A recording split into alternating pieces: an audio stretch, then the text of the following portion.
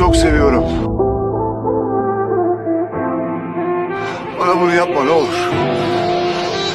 Dila ne olur. Seni kalbimden vuracağım demiştim. Seni daha buradan vuracağım. Merhaba arkadaşlar, yepyeni haberlerle karşınızdayız. Elçin Sangu'dan çok konuşulacak sözler. Bazı oyuncularla aynı projede çalışmak istemiyor. Aşk kaç beder giyer, öyle bir geçer zaman ki Kurt Seyit, Şura, Sevda Alabora dizilerinden sonra Barış Arduç ile oynadığı Kiralık Aşk'ta oyuncunun meslek hayatında adeten bir dönemçi oldu.